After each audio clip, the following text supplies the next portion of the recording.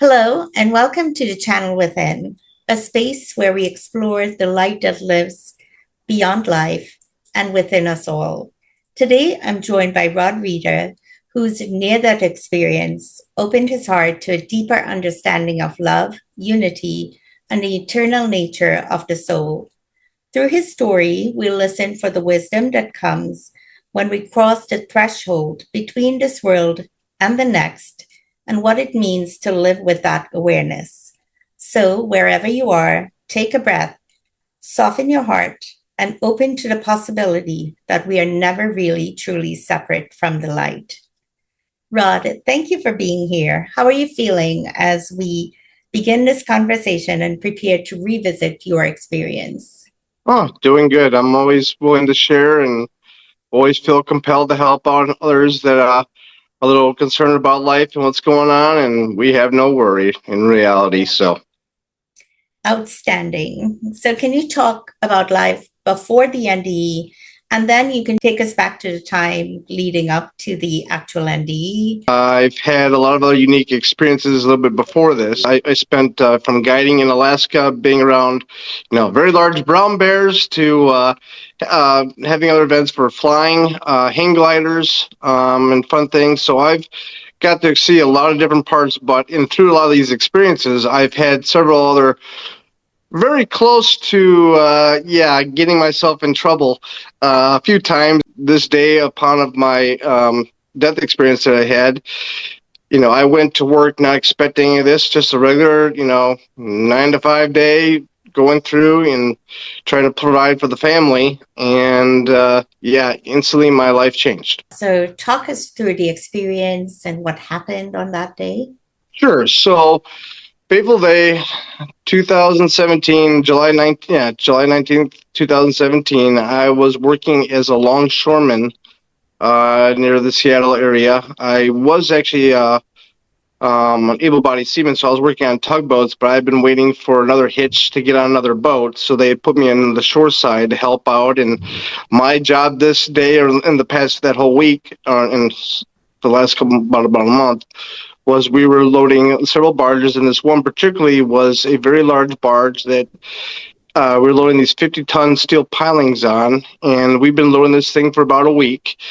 And the stack now is about 5 levels high. They're about a 4-foot diameter tube, so you can see they start getting up there, and plus the dunning and stuff. So my job was to rig the piling to the crane and then help and assist as it swung around to be then lowered down onto the stack on the barge. But we were down two workers that day, so I got called to do double duty. And after my one part of the job was to come up onto the stack and help lower it down. And we had just come back from lunch, and this was the first load of the day. And very first one, we loaded up, and then they called me up, and I wasn't really happy about doing that, but I'm like, okay, get up on top of the stack, climb up the ladder, get up there.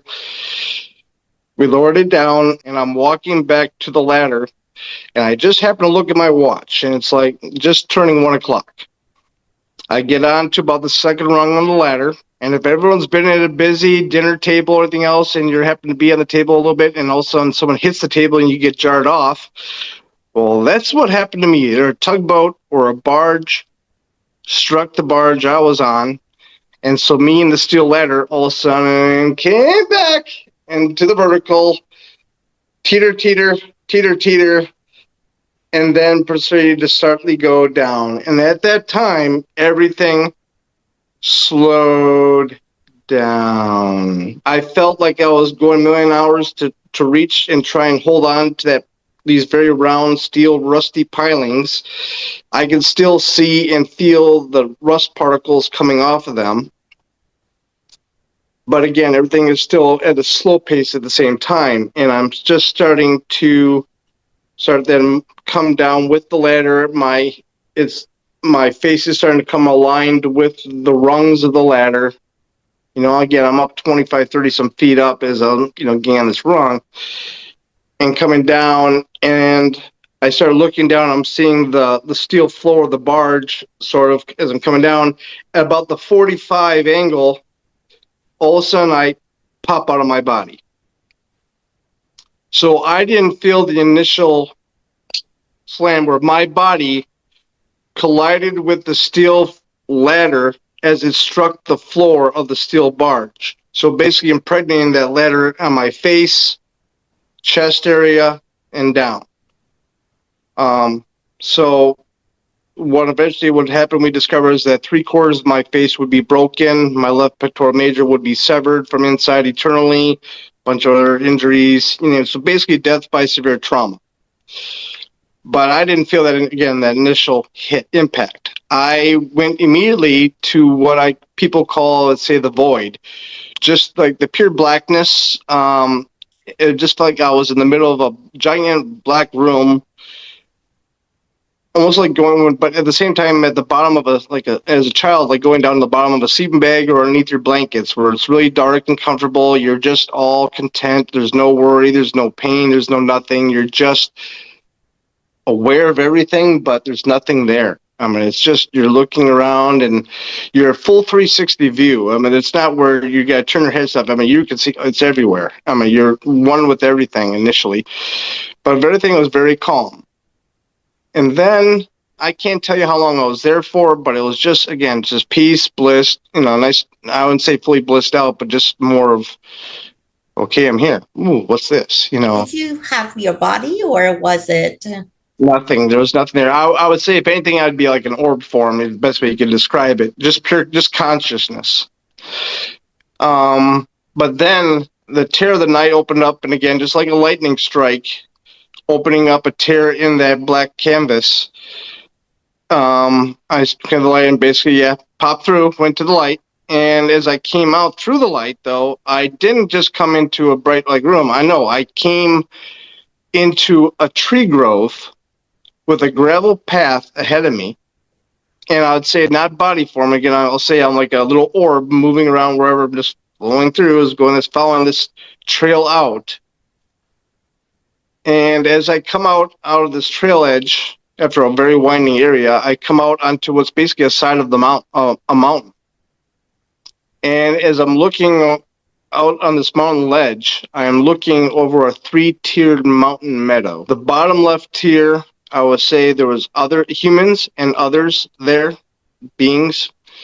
I basically, admit I saw Vikings battling each other, doing funny things, bunch of other stuff going on. So it's like, okay. But then in the middle in front of me was a rectangle golden portal. And then on the third tier was a jeweled marbled halls that looked like the Parthenon of Greece, just with the marble and everything else, but just all jeweled up, all sparkling, golden, glittery. And again, being a hang glider pilot, I'm used to being out on a mountain ledge. So I'm used to looking over and going, whee, ready to go fly. But here, this felt more like a precipice. This was like a sitting of a moment of, where am I going? What am I doing? Or where am I at? But I didn't go over to the portal. I didn't go up to the third tier. I didn't go down the lower area. I decided to, glide down into this beautiful, most luscious grass field that's between the second and third tier. And if anyone's seen the movie Avatar with Grace, when she was dying in that movie, how the grass wrapped up around her body, well, that's basically what happened to me.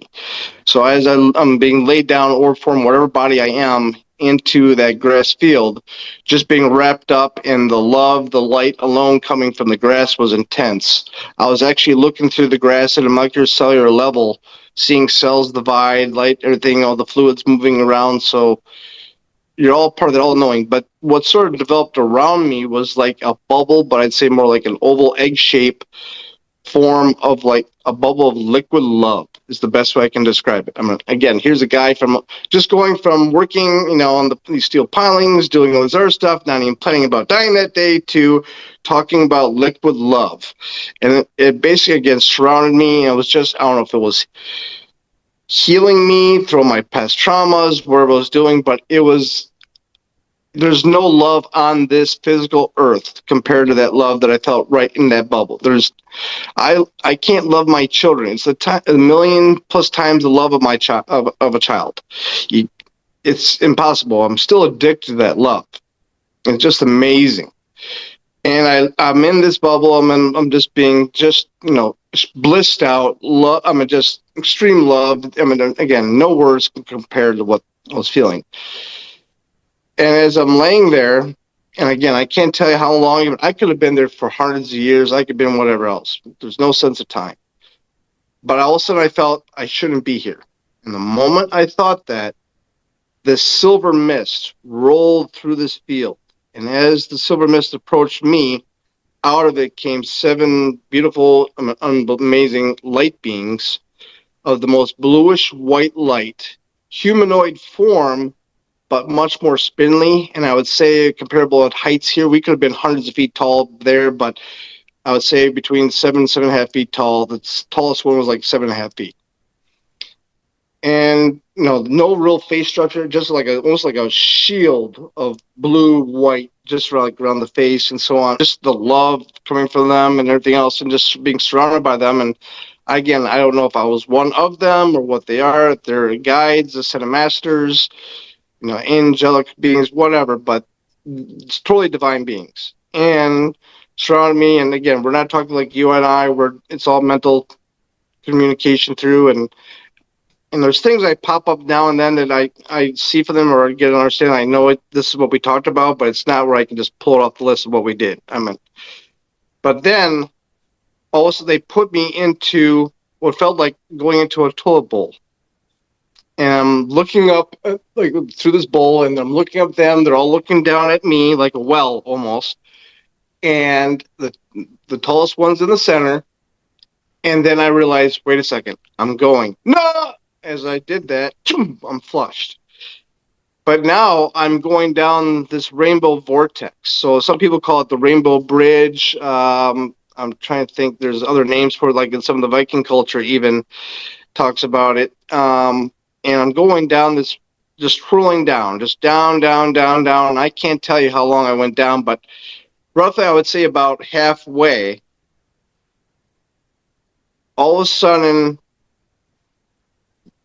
if I'm looking at this face, this closes up where I just look into the one eye. All of a sudden, the most intense pain starts coming in. And from my experience, again, I can explain, it's like every tooth in your mouth going off of the worst tooth pain you've ever had, every single tooth combined all at once. It's just, oh my God, I was being riddled as I'm still going down this tube, down into my body. And then I fuse into I call my meat suit. And it's very distressing. It's not something, you just wake up and oh, here. It's very traumatic coming in. Because you, on the other side, you're limitless. There's nothing holding you, no restrictions. And then all of a sudden you come down into this density, and you're in there. I'm just coming around. I'm looking through, and it felt like the body got shook like crazy as this spiritual body's coming back in. And then I see the forms around me, and then I hear people going, he's alive. They're freaking out. And then I see that it's my coworkers. And I was 260 at the time. They picked me up dead weight. What had happened was they had discovered my body. They had put my body on a flat.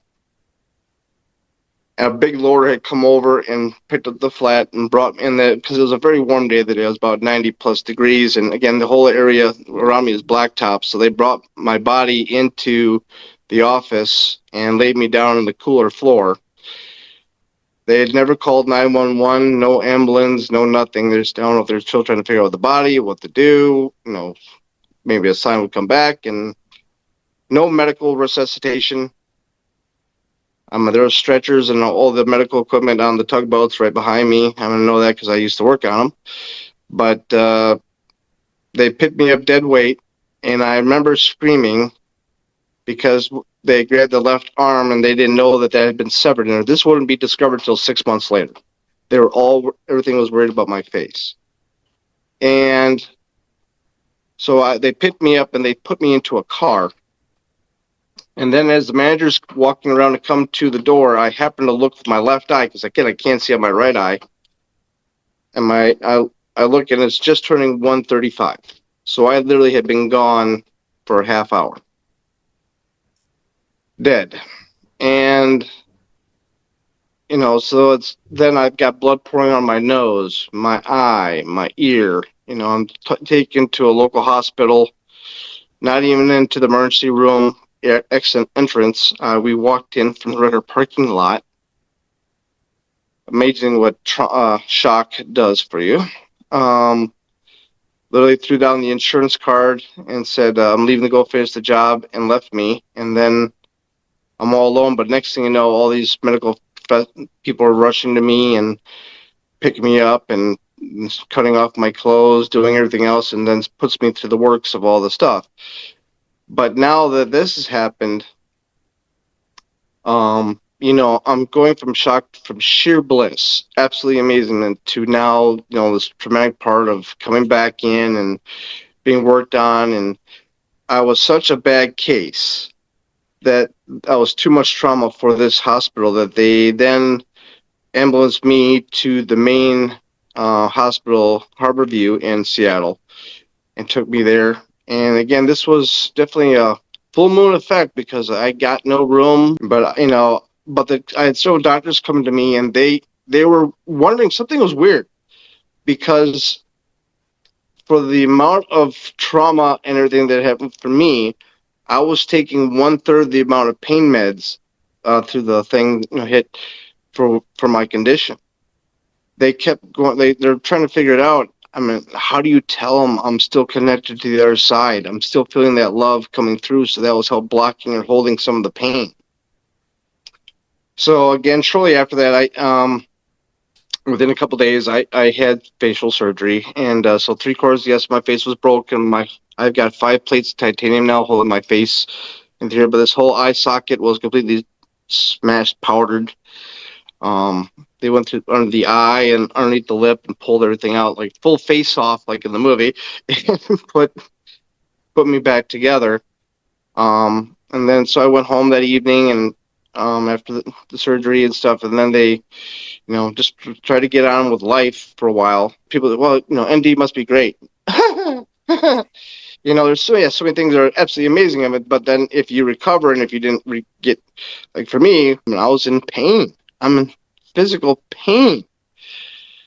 So all these things again haven't, it's like been taken away out of my life, taken away too. They're like, how do you keep going? Because so many people right now would have blamed everything else. As I said, I just understand from my experience on their side, knowing that there's a reason for all these things happening. All these things are making me stronger versus weaker. It's be aware of what our signs are out there. Some people, the signs, it's animals. I get a lot of animal signs. I pay attention to those things. I'll have rainbows show up on me. On my last birthday, I had a double rainbow right behind me. I just got compelled to walk out. I'm like, oh, thank you, Ascended Masters. Thank you guys for showing me this. You're being watched out for. But again, you got to give back gratitude. You got to, help other people. This is not, I would say, the time for a lot of people to be in a cave. The day and age, or right now, this precipice I was brought up to is showing that we are here to help out and assist others. And that's why I'm talking with you today. I just saw it's like, yep, connect. I'm like, perfect. This is just universe showing, okay, I got to tell my story once again. I can't tell you how beautiful and how everything we really are ourselves, as well as what is around us. And when you start learn to give appreciation for what you're given, no matter what, if it's, the world, the worst, if you can still be gratitude for that circumstance, because I saw in many ways that incident gave me this stuff I would never seen, people I've never met. I wouldn't be talking to you right now if it wasn't for that event. So there's things I have to look on the positive, knowing that I'm taking care of no matter what. And what's the worst that can happen? I die? Oh, great. I'm going back to bliss. I can't wait. Give me that lawn chair right now. Come on, world. When are you what's going to happen here? I want to go. But I know it's not my time, so I'm stuck here, and I'm just here to spread the light or be a light bearer to others, or truth. And, just know, yes, when you go within, go to the God within. And, these little things that you just keep going to pay attention to. And the more you start paying attention to these things, the more they show up. But you first got to pay attention to them in the first place. And you're not weird if you're experiencing these things. You're not crazy. These are real things. The spiritual world is way more than this physical. It controls more things than what's here. The physical part is what we meant are through our mind or emotions. And if you can learn to calm your emotions, and just feel with your heart and listen and observe, so many more things come out. And that's part of my message there is like, there's things that you just got to trust and know that it'll work out. Joshua, Jesus, however you want to say it, everyone else, they all talk about where when you use your God power, when you call on God to do the work, call unto thee and I will answer thee. Well, that's the case. Every time you bless someone else, part of that energy comes back to you. And the more you do it and you start learning to give more and more, that will help you through anything else. And your world will change. But you have to let God, source, divine, however you want to call it, work for you. Thanks so much for sharing that near death experience. It was beautiful. And, it makes you wonder if screenwriters are basing films on personal experiences of the other side, or maybe hearing someone's story when you talk about grace and the healing of the grass. Because you're to hit on your point right there. Yes, I feel a lot of times they're downloaded. Like a lot of them, especially a lot of creative people will say it doesn't come from me. It came from someone else. And for example, if anyone watched The Sound of Silence, there's a rock band, Disturbed, who does one of the best copies of it. Yeah. And it freaks me out because if you watch that video, the original video, not the one that's from the Late Night Show to watch, but if you watch the real music video, it's my death experience. I was freaking out when I saw this because literally there's guys walking through a tree grove, walking in, seeing all these other people with their writing on music. It's like those are the others that I saw. People formed around us that came and just appeared around you. I'm like, that's my death experience in a movie, in music video. But again, these are like little signs showing just little things like there's still a connection to everything else. And you're right. They're showing these things. They'll say it. This came from somewhere else. I will definitely, yes, I will definitely check that out. And because of the Viking references that you saw on the other side, do you have connections with it? Yeah, well, yeah, exactly. I'm an able-bodied seaman originally, so I'm on the water. I'm always been near water. I grew up on water. My name's Rod. I used to, again, be a professional fisherman, guiding clients all around the world. If you can offer insight to people listening about, giving a message to someone who is probably close to death or have a loved one who's close to death, what would that be? Oh, well, I basically even told it to my father and a couple of people in the past. It's just where death is very simple. Death is easy. Yes, there might be pain and stuff a little bit beforehand, but very quickly, from what I've talked to other death experiencers, again, there was an easing of certain things right before that time would come. Just know that you are being cared for, guided for, that you are more than you can ever imagine what you think you are. And it will be easy. I mean, it just, again, the other side, absolute sheer beyond bliss. I mean, it's just absolutely amazing. But just like a caterpillar or anything else, you have to go through a transformation. It's just shifting from one vibration to another. We do not die. I could say death, or physical death, boom, body's gone. But our soul within, our I am presence, our consciousness goes on. We retain what we have with that. What we've learned here, our experiences, all you think you do, that's retained. You're still self, just go to a different form. When I was in the orb form, I was still my personality. I still was authenticity is the biggest word I can use, the phrase. Authenticity is stronger than love. It truly is. On the other side, you can hear from Vinnie Tolman, all these other guys, they'll talk about it. It is authenticity. But again, I'm not going to sugarcoat things where, it's just great where you're laying there in bed and no thing. I mean, yes, you're going to have fears and concerns, but I wasn't given that option when I was on that ladder, to contemplate what was going to happen. It was moments of me being up there to going down and collapsing and then poof on the other side. And popping on the body before the accident happened, my body, I popped out. So it's like there's things that are going on for you, but just know that you're being divinely guided, you're cared for, you're loved, you are who you really are in the spiritual world. You could be amazing. You have no even clue who you are. So just know that this is just a phase. Thank you so much for that. I have 3 questions that I ask everyone. What brings you joy and laughter these days? Joy and laughter. My kids, my cats. Sometimes they're a pain in the butt for both of them, but they're all both the same. Just seeing the signs. Just to go out and walk in a park and just feel the air, hold to a tree. And as I talk about this, I'm just feeling my heart starting to pump, pump, pump, pump, because that's the truth of myself. That's what I enjoy. What would you whisper to Rod, who is just starting his journey? Listen, observe, just be happy with what you're given, and know that the road will flow forth. Just jump in the river and let the river take you. Don't swim against it. If there were one final blessing that you would like to leave for everyone, what would that be? Know your I am presence within. Learn the God self within you is the best way I can put it. It's just you have to know what you are. So many people give power to something else. And one of my biggest phrases I've learned and say put is through my Muddy friends, to all human creation, you have no power. And when I say that, when so many people give power to something else, power to a church, power to a book, power to something else, you're giving away your power.